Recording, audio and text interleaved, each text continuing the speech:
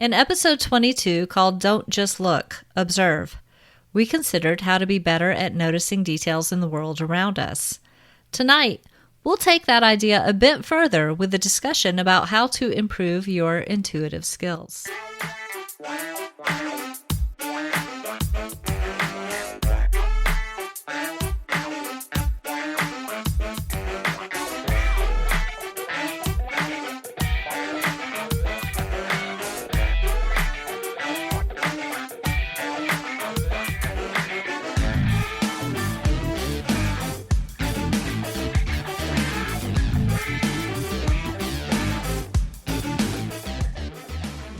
Welcome to the Peep Podcast. I'm your host, Nicolle, and on this episode, I'm going to share my tips for honing your intuition. But first, I have a few announcements. On Saturday, June 3rd, I'll be in Canton, Ohio for the Small Town Monsters Monster Fest, not as a speaker or a sponsor, but just as an attendee. And I'm so excited about it. The guest roster is a list of some of my favorite content creators, from the documentary film crew at Small Town Monsters to Forrest and Scott of Astonishing Legends, Micah Hanks, Jim Harold, and Shannon LeGros of the Into the Fray podcast. Seriously, y'all, these podcasters are on my list of the people who inspired me to create the Peep Podcast back in 2020. I bought my VIP ticket when I saw the lineup on the day the conference was announced last year. If you happen to be there and you see me, say hi. I'll probably be the only person wearing a Peep Podcast t-shirt, and if I'm a little awkward, that's because I'm an introvert and an empath doing my best to pretend to be comfortable in big crowds. By the way, I'm planning to wear my Somewhere in the Skies t-shirt to the Small Town Monsters film premiere that Friday night because not only do I love that podcast, but host Ryan Sprague included my UFO experience in his new book, Stories from Somewhere in the Skies. It's chapter 5, titled The Meteorologist and the Foo Fighters. I gave him permission to use it because he wanted to put the best stories of his many Listener Stories episodes in the book. I wasn't sure mine would make it, so I was thrilled when the book was released and I found mine in it. Ironically, I never thought to call what I witnessed Foo Fighters because I wasn't flying in a world war. I was driving when I had my sighting, but given what I saw, yeah, the name fits. I actually let Ryan know recently that I appreciated his giving me something to call them that made sense. If you haven't heard my story, listen to episode 42 of this podcast, and pick up a copy of Ryan's book. This is not a sponsorship or ad by any means. Ryan does an amazing job covering the UFO topic, from breaking news to the most human side of it, and I will always support someone who is earnestly covering the subject for the purpose of documenting all aspects of it. He's on that list of podcasters I love that I mentioned a moment ago. On a different note, if you're an avid reader of paperbacks or hardback books, be prepared for authors who publish on Amazon to raise their prices. And please don't be upset by it. Amazon is raising print prices, which means if we don't raise our list prices, we won't make a profit at all on our books. As someone who puts years of work into each book, although I'm trying to get faster, making a couple dollars on each sale seems only fair. So please understand that inflation is hitting everyone, and please continue to support your favorite authors, even if I'm not one of them, as we all just adjust our prices to stay afloat. And finally, I'd love to hear what topics you'd like to see me cover in this podcast or in my newsletter. Please let me know by using the form at peeppodcast.com. That form helps your message stand out to me in my cluttered inbox, so it's really important to do it that way. I'm also not a fan of Messenger on Facebook because it doesn't always show me messages in a timely manner, and it's frustratingly full of spammers. That website form is the best way to go. Now back to our topic, how to hone your intuition. For me, improving my intuitive skills has been a lifelong process. From getting past being told that paranormal events were just my overactive imagination to learning to trust what I feel, see, and hear, it hasn't always been easy to know what was my intuitive mind speaking to me and what was just internal noise. And sometimes it's still hard, but I'm much better than I used to be. In fact, the last couple of years, my skills have taken a giant leap forward. So I wanted to share a few tips to help you or someone you know who may be interested. Going back to the Don't Just Look, Observe episode, my first tip is to become a better observer of both the world around you and your own thoughts, feelings, and physical sensations. This is especially important if you have empathic tendencies. The more self-aware you are at all times, the better you can decipher what thoughts, feelings, and physical sensations are your own or are coming from somewhere else. When you experience something that seems to come from outside yourself, that's probably your intuition. And if it sounds more like a voice than just a knowing, it could be spirit communicating with you. That's spirit with a capital S. Some people call it God. Some people call it the Holy Spirit. Some people call it a higher form of consciousness, angels, spirit guides. It really depends on the person. But in this case, I will call it spirit with a capital S. I'll give you a couple of examples from my own experiences.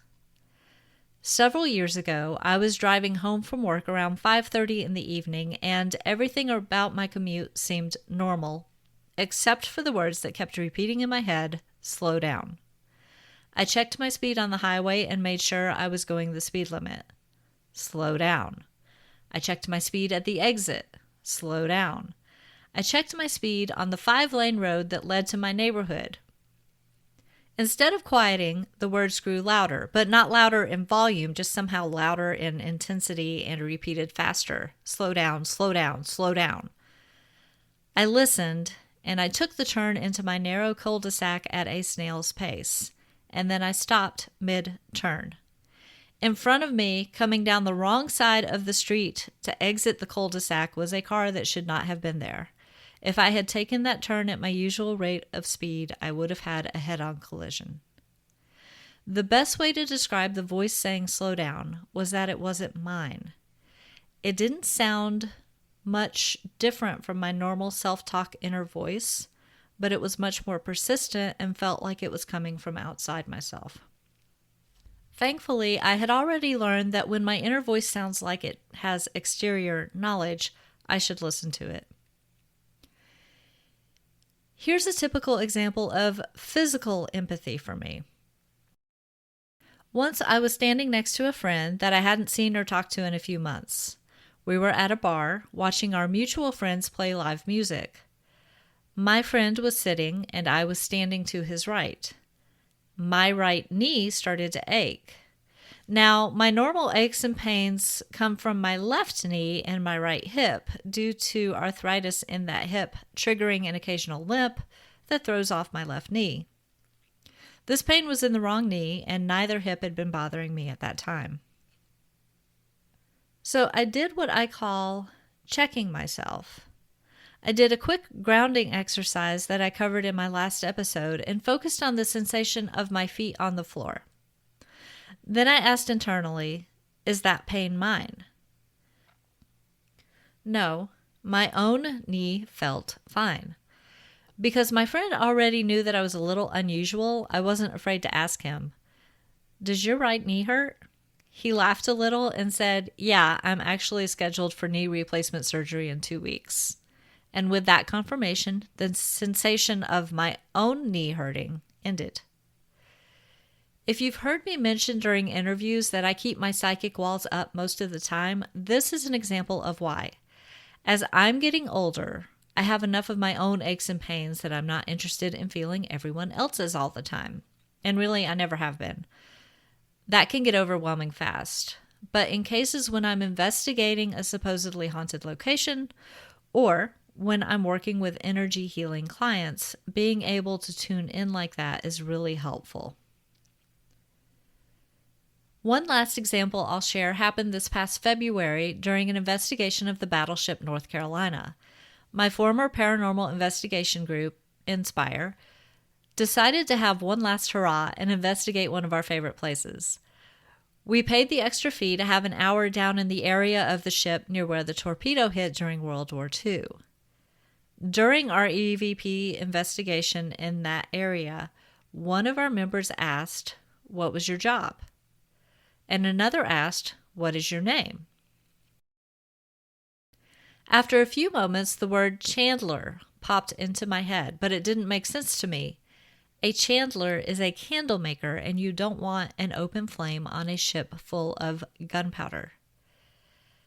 As a name, Chandler was not one of the names of the people who died from the torpedo hit. So I tried to push it out of my mind, but it just kept repeating in my head, "Chandler, Chandler." So I finally said out loud, "Y'all, I keep getting the word Chandler, so I'm just going to say it out loud and move on." And that's what we did. After another EVP session in the machine shop that was physically painful for me in ways I don't want to go into here, we went up to the wardroom, our home base for the evening, to take a break. All of us were gathered in one area of the large room, including the sitter for the night. And I pulled up the dictionary.com app on my phone and typed in Chandler. To my surprise, there's a second definition for that word.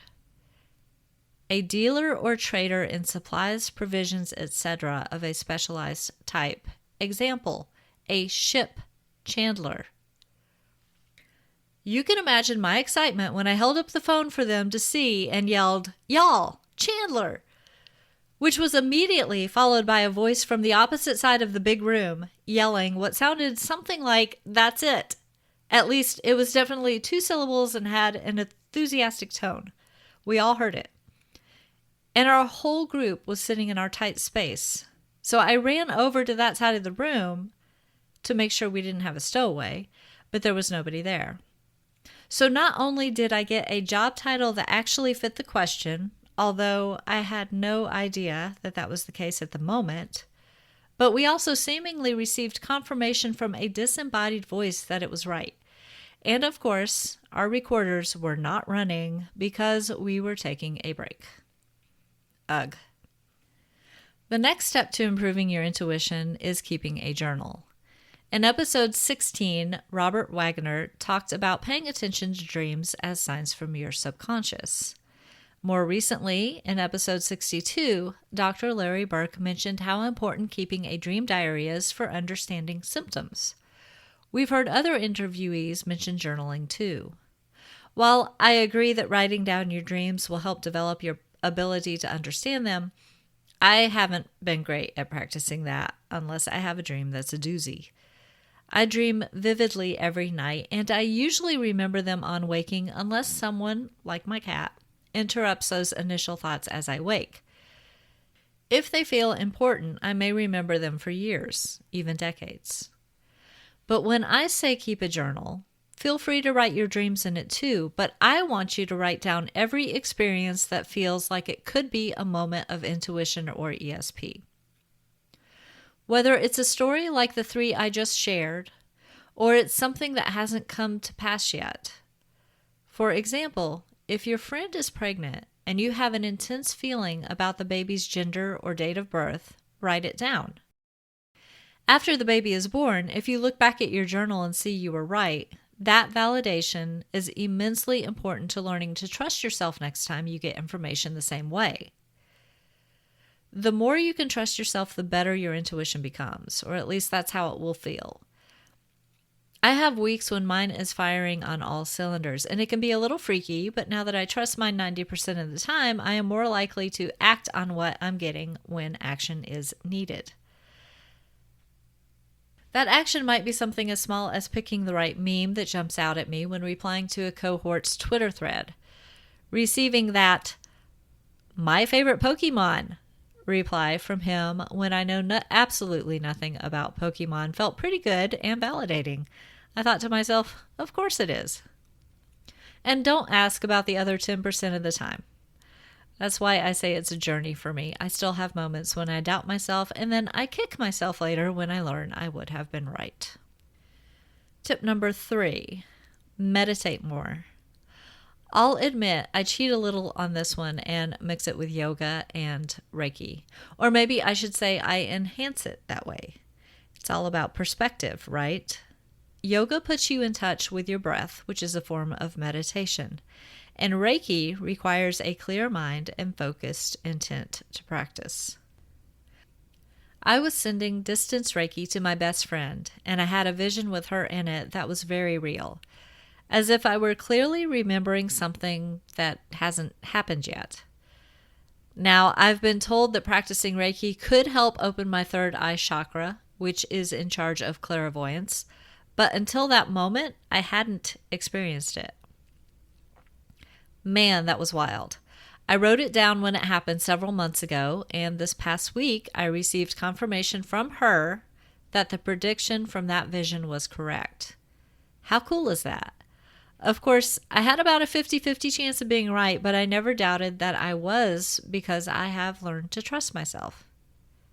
And if you practice these tips, you'll learn to trust yourself more too. Thank you for listening. If you are interested in sharing your paranormal stories with us, or if you have an idea for an episode topic, please reach out through the contact form at peeppodcast.com. That's PEEP podcast.com. Remember, that stands for People Experiencing Everyday Paranormal. While you're there, sign up for my newsletter to keep up with the podcast and all my creative and energetic endeavors. I'll only email it once a month. You'll receive briefs on recent episodes, information on upcoming appearances, news, and some additional fun stuff like drawings for autographed books or logoed goodies. If you enjoy the podcast, please give it some rating love on your favorite podcast app. Share it with friends and subscribe so you don't miss an episode. Ratings and reviews help the podcast be found by others. A huge thank you to everyone who has given the show some love. I truly appreciate it. No matter how you support the show, listening, telling others about it, financial support through the donate button on the website, or any other way, I absolutely appreciate your being here. Thanks again for listening. Stay safe and be well.